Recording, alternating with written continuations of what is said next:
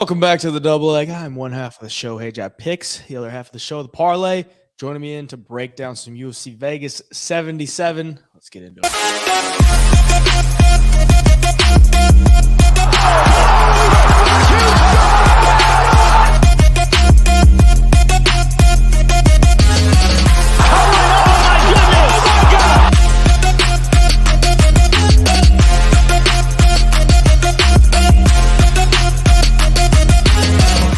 So after a banging card at UFC 290, we're going to stay in Vegas, but we're going to go to the Apex, and it's going to be headlined by Holm and Bueno Silva.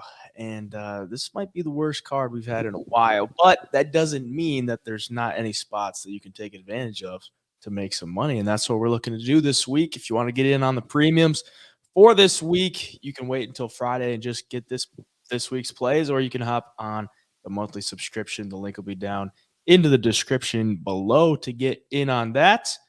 What do you think about the card? Oh, man, coming off UFC 290, like, it's rough, right? Like, we get treated to amazing fights, a bunch of finishes, crazy back and forth fights, and now we get this one that doesn't seem like it has a lot of promise, but sometimes it's these cards that do deliver. So, I mean, I think there's a lot of pretty easy reads on this card, or spots that I actually kind of like betting wise. So not too bad. I'm kind of looking forward to it from a betting standpoint, I guess. Yeah, some of the times these are the best cards for like a betting standpoint, because you look at a card like last week, ton of big favorites. You're either going to have to parlay the favorites, or you're going to have to take a shot on the underdogs. If you're not right on the underdogs, then you're missing out on some of them, because there was some that came through, but probably not the ones that you were expecting to come through. Right. In this one, you get a lot of playable lines. Like, for the most part, these lines aren't too crazy. Like, nothing compared to what we had last week. They're all fairly playable, and some good parlay pieces. If you like them, lower level fighters, might be worth just taking some of the dogs here. So, yeah, we'll get started with the main event, and we're going to look at all the fights, go through them, and give our leans, our early predictions, but obviously not exactly what we're betting. We're going to make our picks for the sake of the show. Starting with the main event, Holm coming in at minus 140 against Bueno Silva, who is sitting at plus 140. This is a bantamweight bout in the main event. Over under 4.5 rounds, minus 175 for the over, plus 175 for the under. Odds are presented by BetOpenly, as always. That's why you see those lines sitting at minus 140, plus 140. There's no house, so you're just going off of 1% juice. That's why you can get those odds. But 41 years old for Holm, and 31 years old for Bueno Silva. She was an ex-125er coming up to 135 in her past few fights. She's looked pretty dang good. Bantamweight division isn't anything crazy as far as depth goes. Holm's been around the top for a very long time, coming off the win against Yana Santos, which, kind of is what it is at this point. I mean, Yana Santos isn't like anything too crazy. She did have the split decision loss to Ketlin Vieira, which was pretty controversial. And if that one goes her way, she's on a 4-fight win streak, her only loss being to Amanda Nunes in 2019. But she's not that active. She's 41 years old. Apparently, she just signed a big contract with the UFC, so she's going to be around for, I think it was, a 6-fight contract or something? Maybe it was something big, yeah. It might have been 8 fights or something like that. So she's going to be around for a while.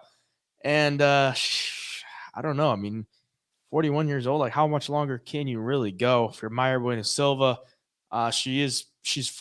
trains out of Shoot Box, but it looks like her camp for this one has been taking place at American Top Team in the States. So I don't know if that takes if you want to take that into account or not. The Shoot Box fighters have been on fire as of recently, but she's on a 3-fight win streak.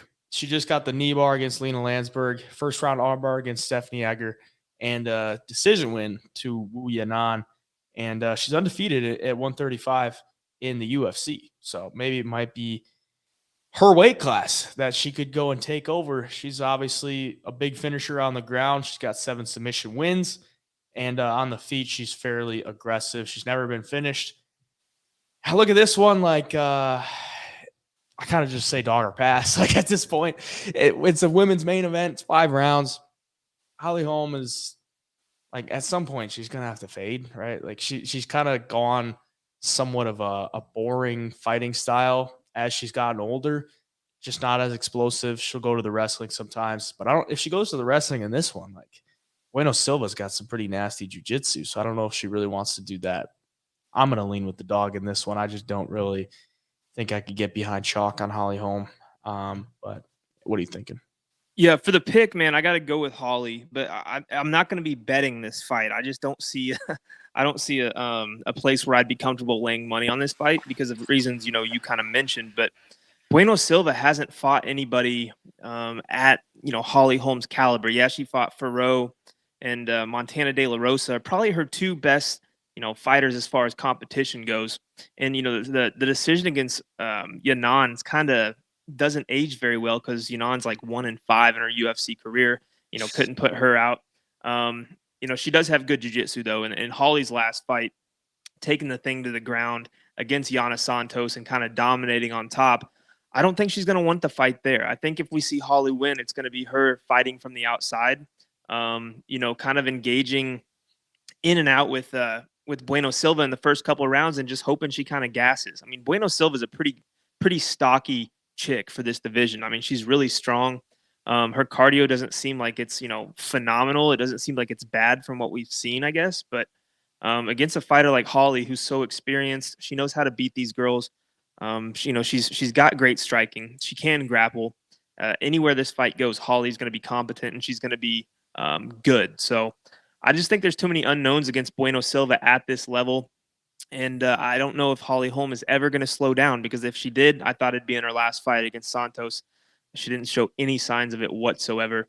Yeah, man, she seems like she's just kind of coasting at the end of this career. If it is the end, I guess it's kind of, I guess second half of her career, but she doesn't show any signs of calling it quits. So, yeah, I think she just kind of coasts around for a decision victory here. I don't see her doing anything spectacular, and I don't see her getting herself in any bad situations either. The win against Aldana she has back in 2020 ages pretty well. But her kryptonite, Holly Holm's kryptonite, has been Brazilians. She's 1-3 in her UFC career against Brazilians. So true. Losses to Ketlin Vieira, Amanda Nunes, Chris Cyborg. Her only win against Beth Cojeda in 2017. And maybe Bueno Silva can take that out. But I would think in this line that the betting line is factoring in the age of Holly Holm because something tells me like she should probably be a little bit bigger of a favorite just based off of like the experience. But maybe the books are like, yeah, we're not going to chalk her up too much because of her age. And Bueno Silva has been fairly respected by the books in her career. Last time out, she was -500 against Lena Landsberg. Almost a pure pick 'em against Stephanie Egger, who was pretty good, but then just got knee barred by was it the Russian Ronda or whatever? Yeah. And then a big favorite against Wu Yanan. So yeah, just personally, it's a dog or pass, like as we've seen with women's MMA as of recently. Yeah.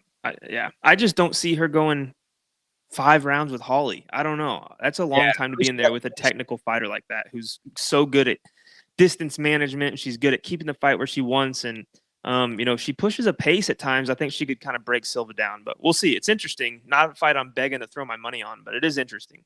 Yeah. You could always live bet it too, because Bueno Silva's big finisher as far as early on in the fight. So keep that in mind.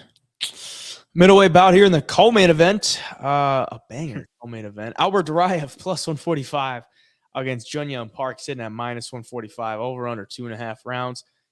-145 for the over, +145 for the under. Both men 4-1 in their last 5. Very similar records. If you take a look there, pretty similar in age, pretty similar in height, pretty similar in reach. Pretty similar fighters overall. One Russian, one South Korean. And they're coming into this one, Duraev off of the absolute snoozer of a fight against Chidi and Jokawani. I watched that one live, and I was very disappointed how that turned out. But the fight against Joaquin Buckley, he had that his eye like swelled up, and he had to go out for the doctor stoppage. But then the Roman Kopylov win doesn't age too bad. I mean, Kopylov looked pretty good in his last time out. And Junyoung Park, kind of your all-around fighter. He's got a good ground game that he's used a lot in his recent fights.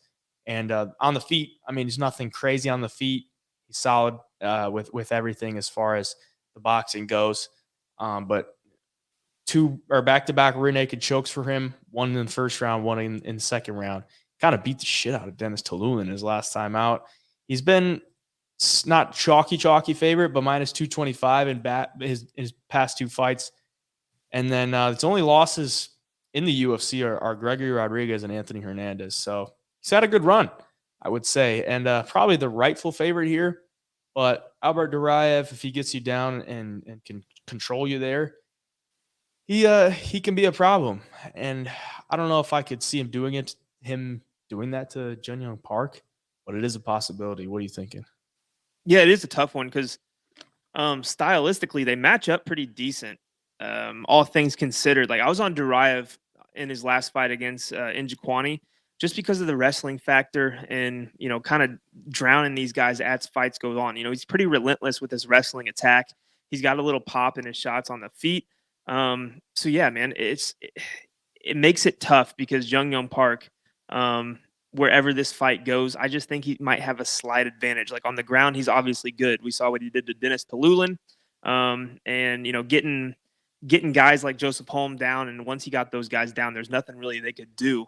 His strength of schedule in his last two fights isn't that good. I mean, just talked about Talulin, Joseph Holmes, both those guys, not a good run in the UFC.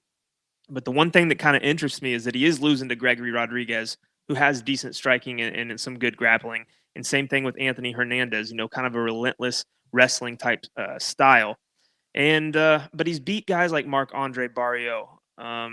And that's a pretty damn tough fighter to beat right there. So Duraev, man, if I wanted to see Duraev and Buckley go on a little bit longer. I wanted to see how he could handle a guy with some decent volume as the fight went on, and if it gets into that third round, and see what he's got, kind of when he's had to, wrestle a little bit, take some decent shots, and see what that gas tank looks like. Because Jun Young Park might not seem like a power puncher, but the dude actually does have some decent volume. He lands nearly 5 significant strikes per minute, and I think that could be the X factor here with a guy like Duraev. If Duraev can't get him on the ground, I think this is going to look a lot better to the judges for Jun Young Park. But again, a fight that is kind of sketchy, not one I'm begging to throw my money at. But if I'm going to take a pick, I'm going to stick with Park here.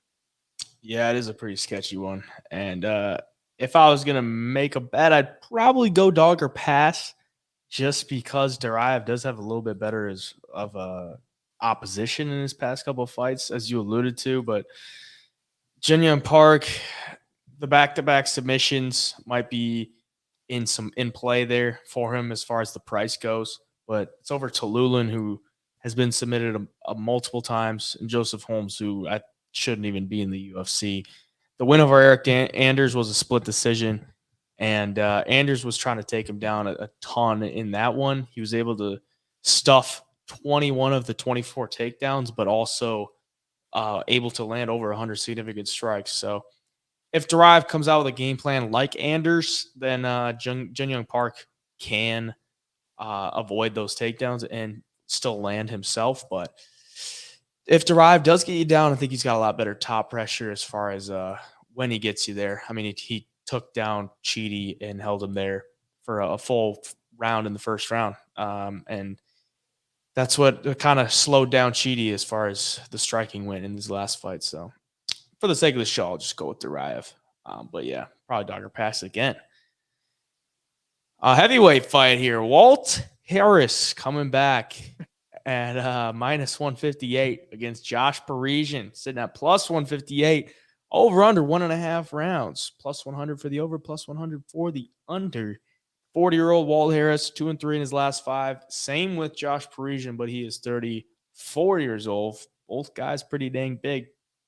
Both guys haven't had the best run in the UFC. But Walt Harris, he's been around for a while, training partners with John Jones. And does that give you the confidence to bet him as a favorite? Man, I wish if he was like 5 years younger, right? I mean, because the dude's 40 years old. Man, you just look at some of his losses. Like, he's either going to beat you by knockout in the first round or he's going to lose by knockout in the first or second. Like, especially as of late. I mean, his last 3 fights, he lost them all by knockout. Marcin Tybura in the first round. I mean, you're getting knocked out by Tybura in the first round. I mean, that's not a good look. We've seen Tybura fight lately. The guy's not out there starching people. Volkov, okay. Alistair Overeem, okay. You're talking some pretty, solid dudes right there. And then you beat Alexei Oleinik and Sergey Spivak. So it's like, holy shit, you're beating Sergey Spivak? I mean, what the hell? This guy's so up and down. And I think it has to do with, his career. And like I said, he's dangerous in that first round. So you just never know with Walt Harris. But if you can't find that big shot, I don't care if it's Josh Parisian or Jared Vandera. Like, if you can't land that big shot, you're probably going to get beat. So yeah, man, Josh Parisian, not the best level of competition either. Lost to Jamal Pogues, I believe, making his UFC debut coming off the Contender Series. Beat Alan Badeau, lost to Dontel Mays, beat Roque Martinez, and then you lost to Parker Porter. So this is just another rough one, man. This whole main card, it's weird. But, man, Parisian, 6'4", 265. You got Walt Harris, 6'5", 250. So these are two of the, tallest, biggest heavyweights you can get. I'm going to take Walt Harris first round knockout. And then I'm probably also going to have bets on Josh Parisian if it goes past that. So it's just such a sketchy call, man. I have no idea what's going to happen in this fight. Stylistically, there's just nothing really to hone in on and think, okay, that's how it gets it done. Like, it's either knockout or knockout for me. Yeah, this is like so greasy. But I can't put any hard-earned money on Josh Parisian. Right. I like Walt Harris, but the fact is, if he doesn't get that knockout in the first round, like, you look how Josh Parisian finishes guys, he just puts his weight on you, like sits on top of you and punches you out because you can't get up. And that's exactly how Walt Harris like gets knocked out. He'll like go for it, gas, and then he'll find himself on the ground. He's just not going to get up. So, yeah, I mean, it's probably Harris first round knockout, or you look to lie bet it or something. But, like, man, this is as brutal as it gets for a third fight on a main card. But we'll see. Maybe Walt Harris has got a little resurgence at 40 years old. I mean, he's always dangerous in the first round.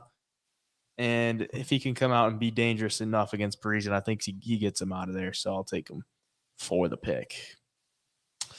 Featherweight bout here, Norma Dumont coming in at -140 against Chelsea Chandler, sitting at +140, over under 2.5 rounds, -200 for the over, +200 for the under. Chelsea Chandler coming off her debut where she got a win over Yulia Stoliarenko. Norma Dumont, 4-1 in her last 5. And she's looked fairly decent against her competition. I mean, the competition in the featherweight division is pretty much non-existent because it's not really a division, but there's been fights in that division. She's kind of had to look for fighters to come up from 135 to fight her at 145 because she hasn't really been able to make 135 before, and it's probably just not even a possibility. The wins over Carol Rosa, Danielle Wolf, lost to Macy Chason, win to Aspen Ladd. Those are all within the past 2 years. So, I mean, the wins aren't that great.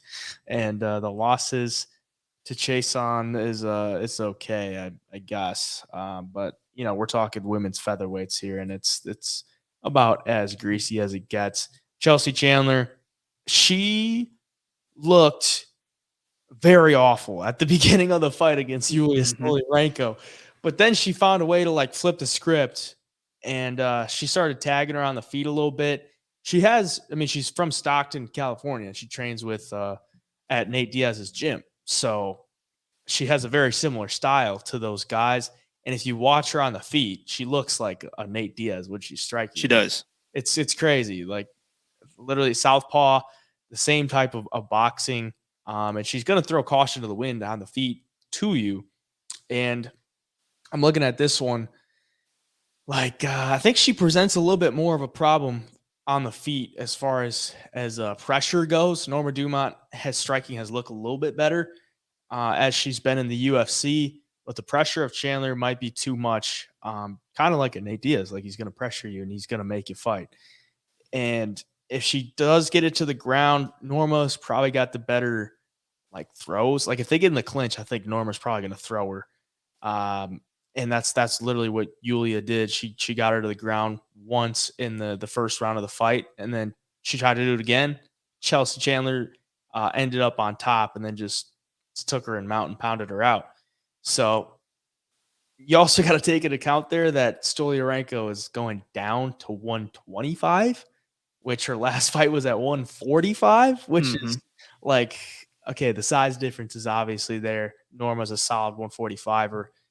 I'm going to go dog or pass to this one again. It's just like, it's women's MMA, featherweights. I think Chandler had a solid performance in her debut. I'm willing to take a chance on her. And Norma is like, we kind of know what we're going to get with Norma. If Chandler does have a higher ceiling and she's the dog, I'm willing to take it at this point. But, don't get too invested either way. I'll take her for the pick. What do you think? Yeah, it's just another greasy one, man. I mean, Chelsea Chandler, you alluded to it, looks like Nate Diaz on the feet out there, with that southpaw. She's almost like reaching in sideways, like with her body completely sideways, trying to come over the top with that little right hand. She's like touching you, but she throws a straight left down the pipe that was landing pretty good against Stoliarenko. And she landed with some heat too, especially early on in that fight.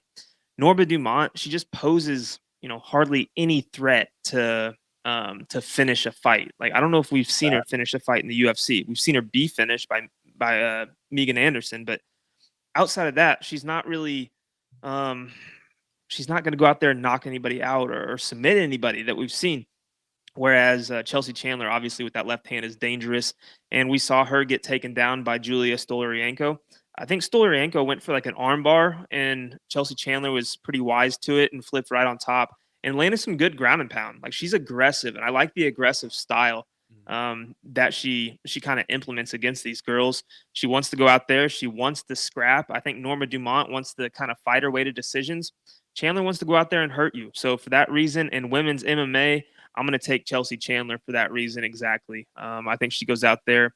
Norma Dumont's kind of looked a little lackadaisical, I guess. Not, she doesn't really she's not like a sharp fighter. And I think Chandler could pose some problems to her with the pressure and with the striking. So I'm going to take her. And she's strong, man. Chandler's strong. Yeah. You can tell she's very physical. She looks like a dog too. She looks like she'll go out there and fight for your money. So yeah, exactly. I'll take her. Keep it moving in the lightweight division. Ottoman Azaitar coming in at plus 110 against Francisco Prado, sitting at minus 110, over under 1.5 rounds, plus 125 for the over, minus 125 for the under. 33 years of age for Azaitar, 21 years old for Francisco Prado. So 12 years in age difference. Both men 4-1 in their last 5, and both men coming off of their first loss. One of them was a knockout loss for Azaitar, and Prado lost by decision to Jamie Malarkey in his debut. They're expecting violence in this one. Who do you think is going to come out on top? Yeah, this is better. Okay? This fight. Yeah, this is a good one. I mean, Ottoman Azaitar looked really sharp in his first few fights in the UFC, obviously getting first-round knockouts. He hits extremely, extremely hard. And then he loses to Matt Frivola, kind of got in a firefight, and Frivola just landed that shot clean, put him out cold. But man, that loss doesn't really age as bad, considering Frivola just went out there and knocked out Drew Dober, a dude with over 20 UFC fights and had never been finished before. And he knocked him out with the same, basically same shot. So I think people are too low on Azaitar here. I don't think they're giving him enough credit. I think they see Francisco Prado, another power puncher. We saw him, against Jamie Malarkey, obviously got taken down and kind of controlled the whole fight. But we've seen in the past, man, Prado has some power. He's got some pop. He's got good ground game. But you can't really underestimate the power of Azaitar either, just because he took one loss. So I do think this fight is going to be a lot closer than people think. I think people are, like a little bit low on Azaitar here. I think this is a perfect buy low spot. If you are expecting violence, I think the under 1.5 could hit. These guys are going to come out in a firefight. And if Prado takes it to the ground, I think he's got a chance. He could find a submission too. So I don't know if I'm going to take a money line on each side, but I probably will be leaning that under. Yeah, I'm excited for this one. I mean, it should be. Both guys like to throw caution to the wind, and Azaitar just coming off his KO loss. I mean, he's 33 years old. Just his first professional loss. Like, I kind of look at that like he's kind of maybe he's got more to prove it in this spot against a younger guy, or maybe they're just feeding him to the wolves. But Prado just coming off of his 21st birthday, and I believe he's training down in Miami. I don't like that. I don't like that. Just considering his birthday is June 16th, so it's just a few weeks ago.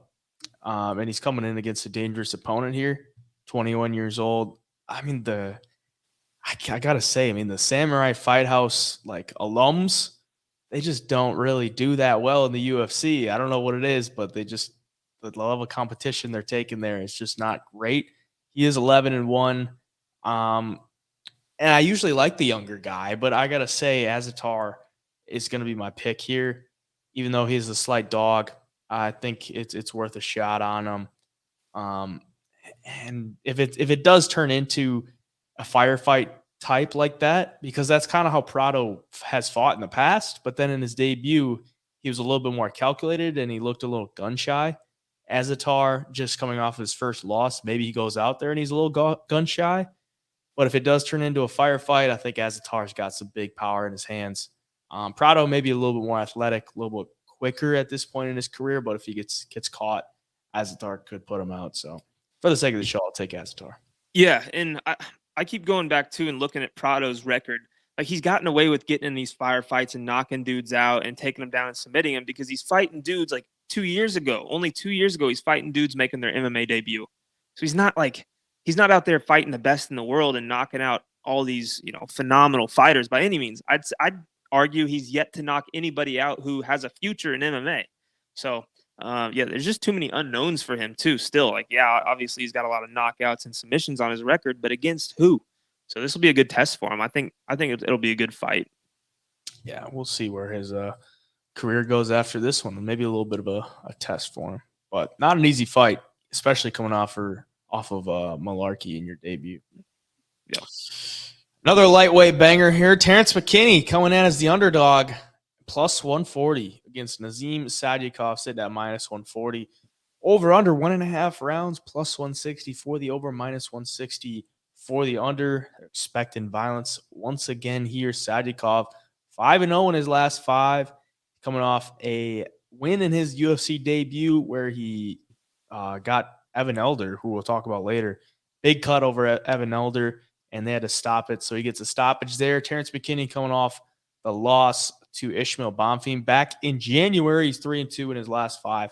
The other loss being to Drew Dober. We all know the deal with Terrence McKinney, man. He's going to be all action. He's got some solid wrestling, some solid submissions, but he's just going to come and pressure forward onto you and make you fight. But he didn't do that in his last time out, and it didn't work out for him. Well, Nazim Sadykhov is kind of the same way. He's gonna throw a lot at you as far as all the weapons, and this one should be fun. But I don't know. Plus money on Terrence McKinney is never a bad thing. What are you thinking? Yeah, I don't think it's time to write off Terrence McKinney just yet. But at the same time, like, Sadykhov poses an interesting style for this matchup for McKinney, because he can strike, he can grapple, he can wrestle a little bit. And those are the guys that sometimes give Terrence McKinney problem. Ismail Bonfim, Drew Dober.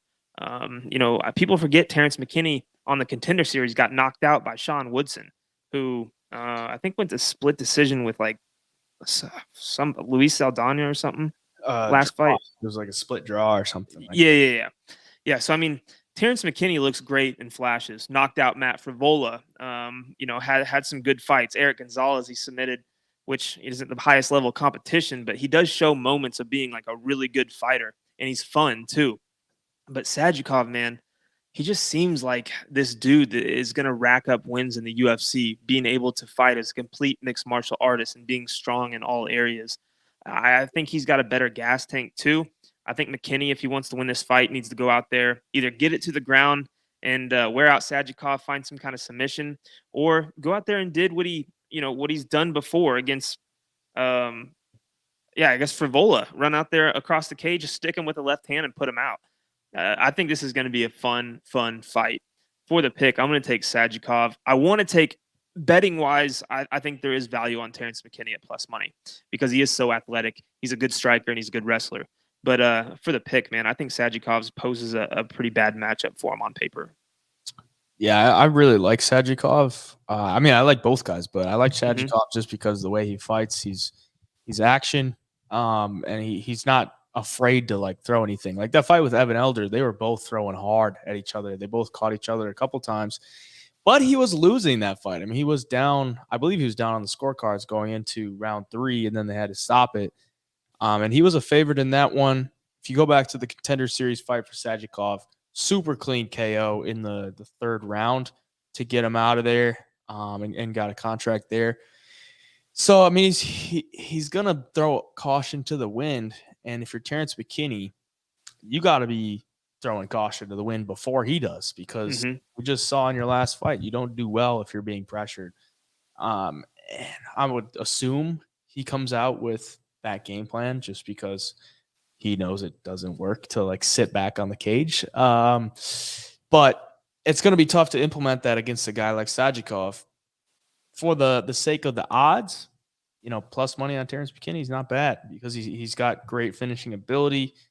And we'll see how he does. Does he go for the takedown? Does he want to stand and bang with Sajikov? I would probably say no, just based off of coming off of a KO loss. I think he probably shoots a takedown. That's just what I would think. Maybe he flirts with the hands a little bit, but I think he's probably going to go for the path of least resistance in this one and go for a takedown. But Sajikov, solid wrestling as well. Could probably stuff it. But McKinney's so athletic that he could, snatch up a body triangle and take your back in any moment. So, yeah, I think Sajikov is probably the rightful favorite in this one. But at the same time, I don't really like it going against a Terrence McKinney. If I'm going to bet a guy at chalk against Terrence McKinney, I'd want to see a little bit more from him at the UFC level. So for the sake of the show, I'll go Sajikov, but yeah, we'll keep an eye on it as the week goes on. Featherweight bout, Tucker Lutz coming in at plus 175 against Melsik Baghdasaryan, coming in at minus 175. Over under 2.5 rounds, minus 125 for the over, plus 125 for the under.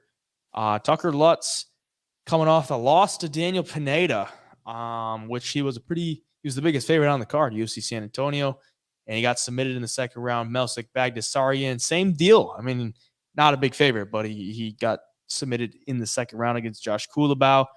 He just kind of got caught and gave up his back and threw the arm under, and he was out of there. In this one, he's kind of a big favorite. I mean, I'm looking at Tucker Lutz, like he's not done anything too impressive in the UFC, but he's been fairly respected by the books. I mean, minus 125 against Pat Sabatini. That's pretty solid of a price, like think about what he's been against other guys. His win against Kevin Aguilar, he was minus 130 and minus 250 favorite against Daniel Pineda. He's coming in this one as an underdog. I mean, I think he's going to be outmatched on the feet, but we just saw Baghdasaryan get submitted. So it's like, I don't know if I could get behind that price in Baghdasaryan. What are you thinking? Yeah, it does make it interesting because you look at, Tucker Lutz being a decent sized underdog, and all it took was like 10 seconds for Kulabau to get, on the back of Melsik Baghdasaryan and put him away. And Tucker Lutz has that game plan where he can grapple guys and he can wrestle and get people down. So it makes you wonder. But if he can't get a takedown, I think Melsik could pick him apart on the feet. Like Melsik Baghdasaryan on the feet with the kickboxing is super high level, and some of the best in the division. If we're talking from a pure kickboxing standpoint, Melsik has that full package. But it is that slither of doubt that what if he slips again and Tucker Lutz jumps on the back? Like could be all she wrote. Because Tucker Lutz is a strong dude. It's hard to get up from a guy like Tucker Lutz. Yeah, he lost to Daniel Pineda, but we saw Pineda in his last fight show an incredible, toughness and ability to give shots and showed that he's still a talented fighter at almost 40 years old. So, yeah, man, I think people are writing Tucker Lutz off here. I think Melsik, could find a knockout on the feet, But I think Tucker Lutz is going to be a little wise to it, and I think he's going to try to implement that game plan of, get into the clinch, get him up against the cage, slow down some of that striking, and just make it ugly. And if he does that, I think we're going to see a close fight. And how do you not pick a decent underdog in a fight you think could get kind of close? So I'm going to go Tucker Lutz here. I think he can get it done. Yeah, I'm gonna lean the dog's way as far as the price goes, just because it's in a smaller cage. Tucker Lutz probably gonna want to close the distance and just use his strength against Melsick. Melsick's fun to watch with all the kicks. I mean, he throws a lot at you. He trains at King's MMA with Benil Dariush, so I mean, he's got a really good kickboxing background. And he could catch Tucker Lutz, but Tucker Lutz, I just don't see him being dumb enough to like sit at range with Melsick and play that kind of fight. I think he should be able to implement his game plan, if that is his game plan, to close the distance and smother him up against the cage, look for some takedowns, and just use his strength, and just don't be dumb. Like, just don't be dumb and close the distance. So yeah, for the sake of the show, I'll ride it with you, Tucker Lutz, because I saw Melsick at like minus 220 probably like a day or two ago. Mm-hmm. Seems like some money's coming back on Tucker Lutz. So, yeah, I mean, it's pretty chalky just considering what we just saw, him get submitted in a flash second. So, yeah, I'll go with Tucker Lutz for the sake of the show. Strawweight bout here is Della Nunes coming in at plus 195 against Victoria Dudakova, sitting at minus 195. Over under 2.5 rounds, minus 130 for the over, plus 130 for the under. Dudakova making her UFC debut after her fight on the Contender Series, which was, impressive. I would say very impressive, because she came in there as a plus 200 underdog against, a real girl in, was it Maria Silva, who was undefeated 8-0, and a big underdog. She goes in there, wins the first round, and then in the second round, she looks like she blows her knee out, and they almost have to stop the fight. They have the doctors check her out, and she's like, no, I'm good. I can keep going. And with a bad knee, she goes out there and gets a takedown and secures the third round. So to win by 29-28, and she gets a contract, and she's getting Della Nunes here, who has not had the greatest UFC run. But she is dangerous in that first round. And as we saw last week, if you're dangerous in that first round, you could knock anybody out with D. Gomes against Yasmin Jauregui coming in as a big underdog and getting it done in the first round. But Dudakova, undefeated, 24 years old, so fairly young. And if she doesn't get that takedown, we haven't really seen too much on the feet from her, because in the Contender Series fight, she was just looking for the takedowns and smother. Pretty solid grappler. Estella 0-3 in the UFC. She's got finished twice, once by submission, one by ground and pound against Yasmin Jauregui. And the fight against Sam Hughes, she could have won that fight, but yeah, she did not. And that makes her 0-3. And she just kind of faded as the fight went on. And she got a point taken in the third round due to an eye poke, so that didn't help her out. But, yeah, I don't know. I mean, it's a pretty chalky number for Dudakova being her UFC debut. And we've kind of, I don't want to say made a living, but we've done pretty good fading, debuting women's fighters at, heavy chalk. So I look at this one like, if there's an opportunity on Della Nunes, it could be there. It could absolutely be there, because she's probably her last fight on her contract. Maybe she needs to go out there and get a win to get it extended, or maybe they just don't even care to extend it at this point. But women's MMA, dog money, not a bad deal. What are you thinking? Yeah, there's a couple things here. Like, you look at Carnelossi taking the Della Nunes down 5 times and then finding a submission. And you think if Carnelossi's doing that to her, Dudakova should be able to as well, but the lack of higher level competition for Dudakova makes me a little bit nervous coming in here as a big favorite for her UFC debut against Nunes. Like you said, man, she's dangerous in the first round. She comes out swinging. She puts a lot of volume on girls. She is dangerous. She is dangerous on the feet. And if Dudakova can't get in on that takedown, I think Estela Nunes is going to grow in confidence as the first couple of rounds go on. We've just seen this story too many times, man. UFC debuters coming into the UFC with some hype, undefeated for the women's divisions at least, undefeated coming in there, and then they just get beat by a girl who maybe doesn't have the best record in the UFC, but does have that experience and knows how to, just fight her own game plan, stick within herself, and find a win. I'm not saying that's going to happen here because Estela Nunes isn't one of these girls with a ton of UFC experience. She doesn't have a UFC win yet, but she has been fighting some decent fighters. I mean, Yasmin Jauregui, we just saw her get knocked out, but before that, she's looked phenomenal.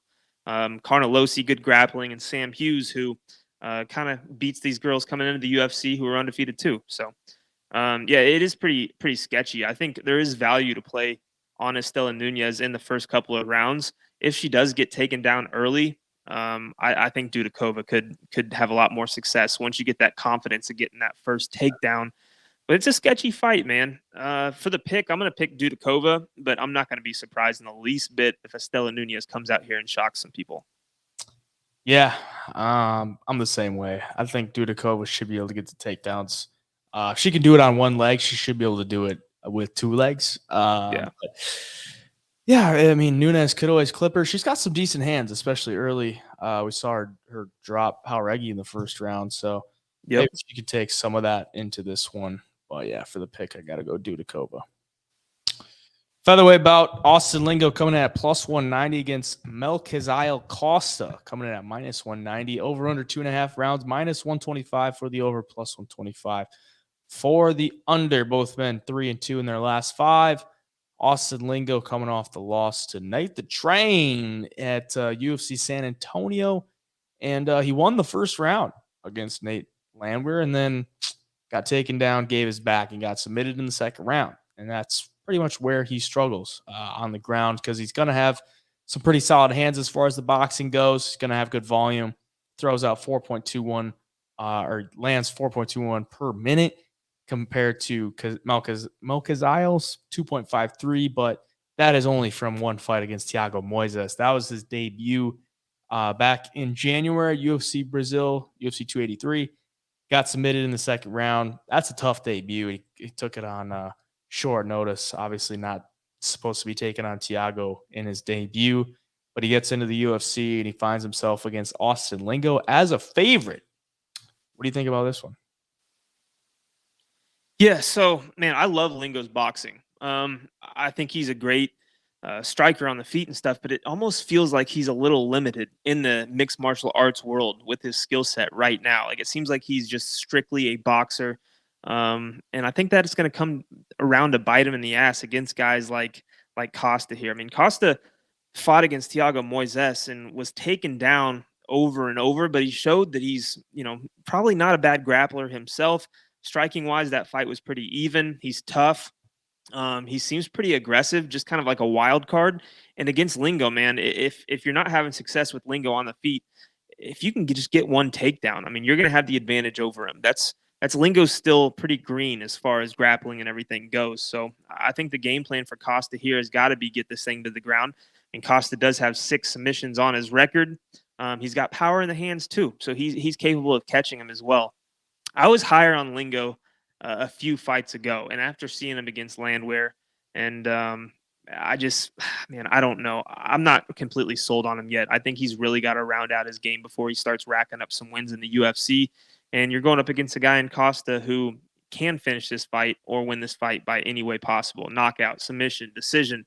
The dude's tough. He has lost a few fights by submission, but I don't see him having to worry about that against Lingo here. So, yeah, man, give me Costa here. I think he gets it done, and I think he probably finds the finish. Yeah, I'm going to go with Costa too. I just think he's better all around as far as mixed martial arts goes.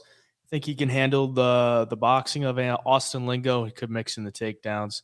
And his debut was at 155.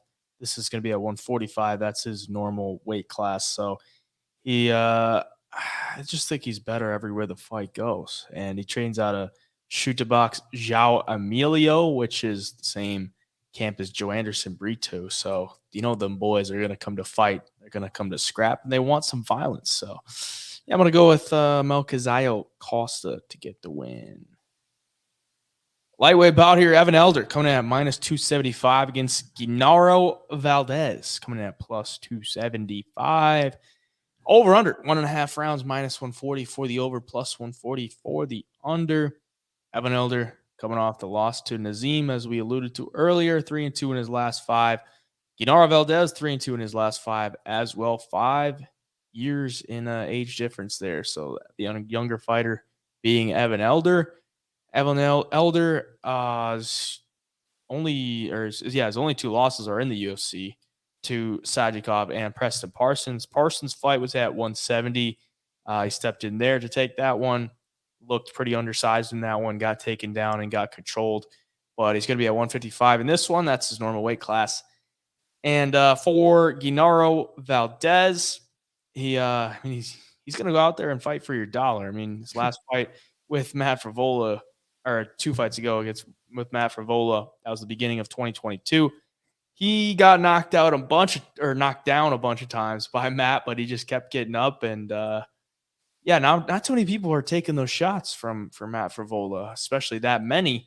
And then a loss to Natan Levy at the end of 2022 there. I mean, he's been an underdog in both of his fights in the UFC. He's coming in here as an underdog again. You think he's worth a shot, or are you going with Evan Elder? I got to go with Evan Elder here.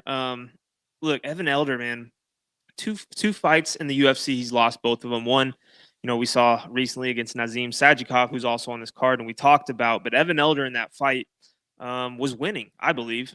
He landed more significant strikes, more strikes in total, matched the only takedown that Nazim Sajikov had. And then the fight gets stopped in the third. Well, loses to Parsons, like you said, when he was undersized. But I mean, Parsons is pretty damn good with the submission game and wasn't able to finish Evan Elder, being a way bigger guy too. So Evan Elder, anywhere this fight goes, is going to be competitive. He's tough. He's pretty fast.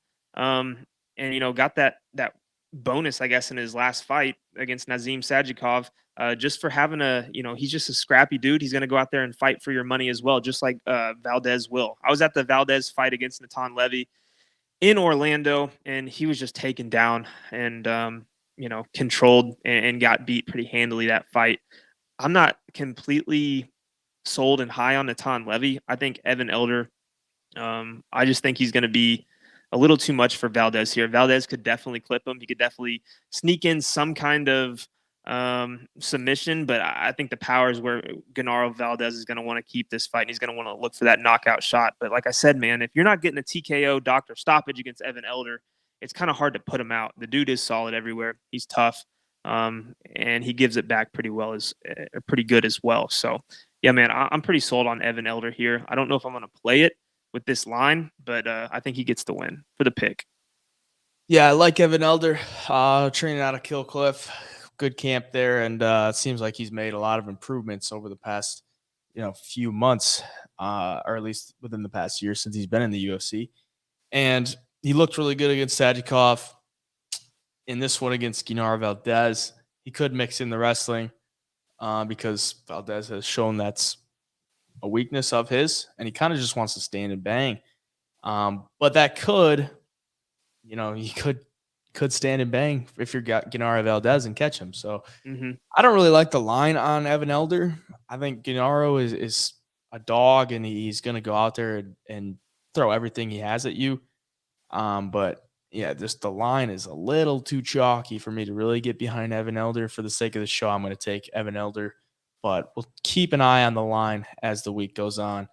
And, it could turn into one of those firefights like we saw with Sajikov and Evan Elder. I mean, they were throwing hands. Like, if he's going to choose to fight like that with Genaro, I wouldn't like to hold that kind of chalky ticket. So exactly. Yeah.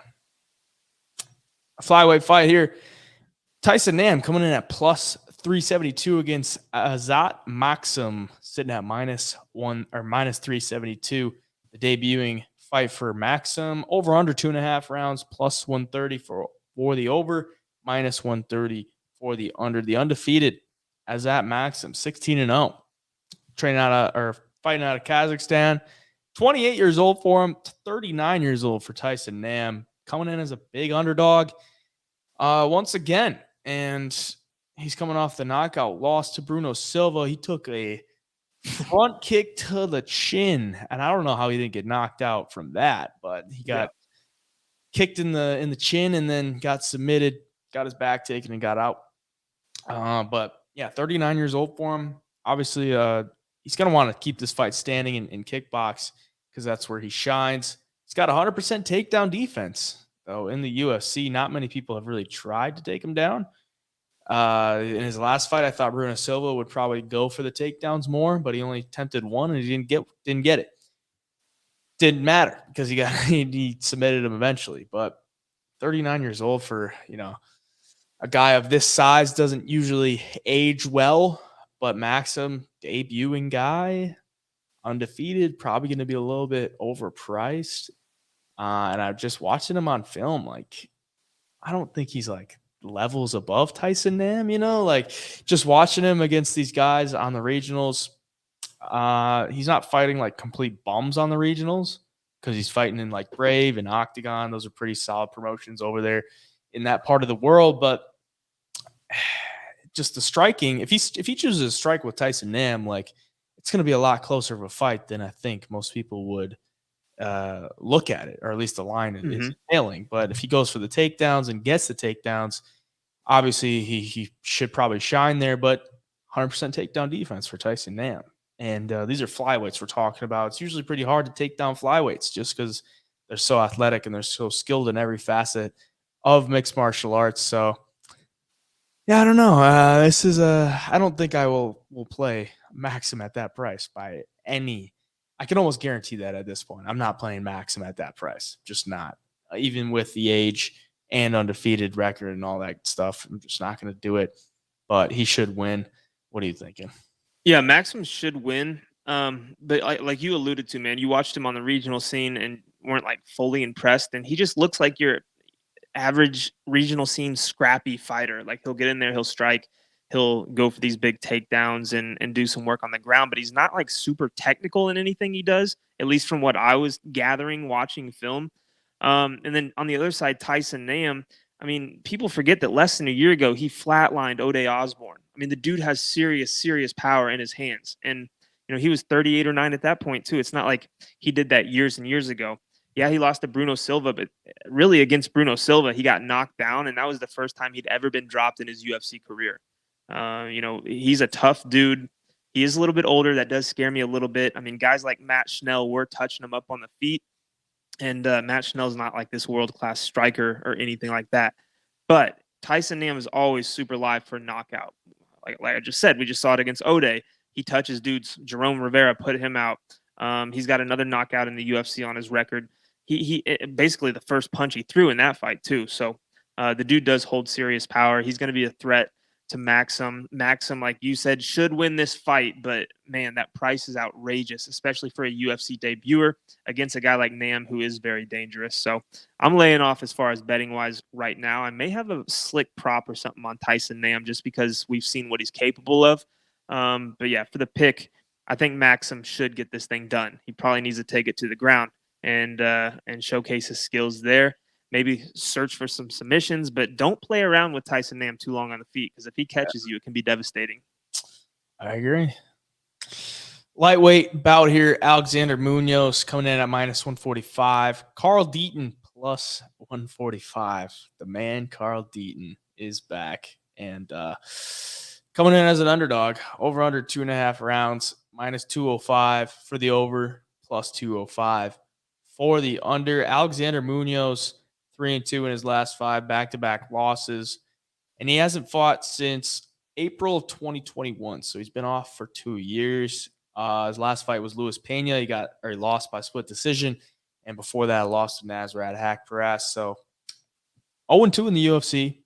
And he's looking for his first win here as a favorite here against Carl Deaton. Carl Deaton took the fight on short notice against Joe Selecki and got submitted in the second round. And, that wasn't really much of a fight, even though like Joel Selecki is nothing crazy. Like he's a pretty average lightweight.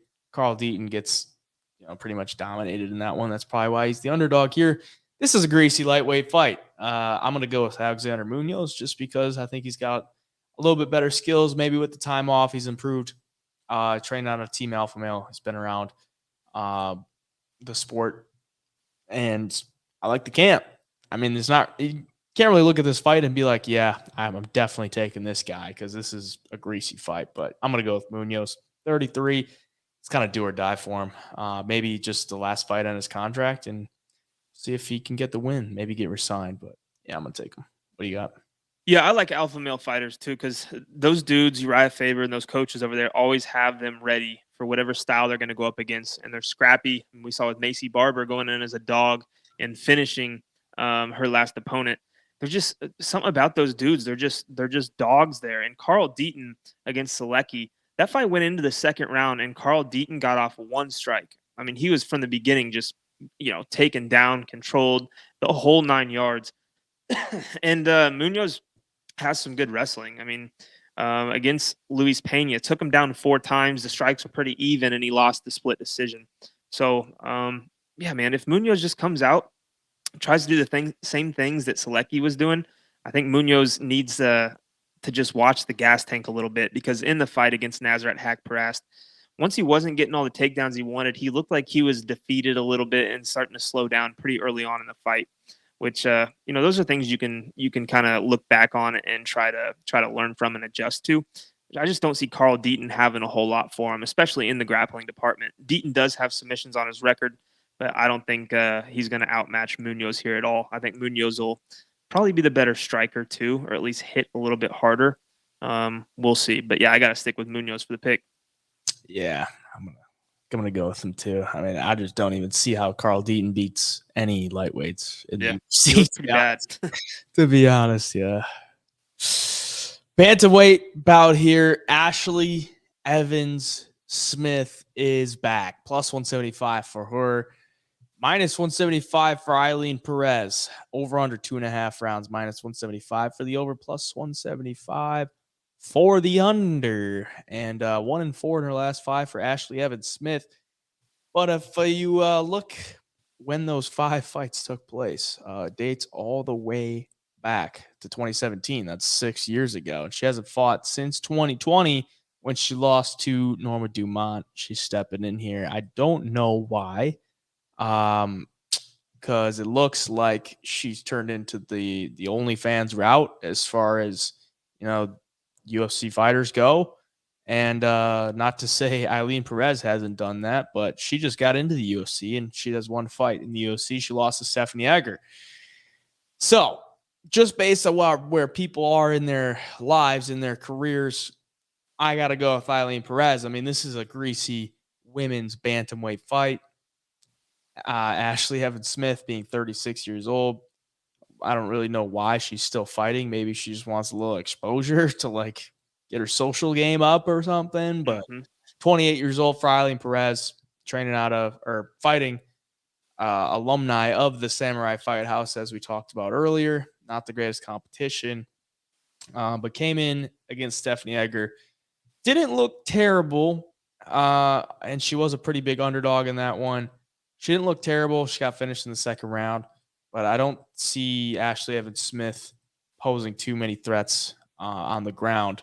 And I'm pretty sure Eileen Perez is going to look to take her down. So I'm going to go with Eileen Perez in this one. Wouldn't get too invested in this one. So, yeah, what do you think? No, I think it is all Eileen Perez here. I'm the same way, though. You can't really get too invested in this level of a women's mixed martial arts fight. But you look at Ashley Evans Smith, man, her last win's 2018, and it's against Beck Rawlings. And if you look at Beck Rawlings, she lost 4 in a row before her exit from the promotion. And her losses were Ashley Evans Smith, Jessica Rose Clark, who is getting just beaten to shreds every time she steps in the octagon now, Tisha Torres, and then Paige Van Zandt. And, yeah, man, it's just not it makes no sense for her to step back into the octagon at this point, besides, like what you said, exposure. She has nothing to fight for. She hadn't won a fight in 5 years. Before that, she was losing fights to Ketlin Vieira, Sarah Moras.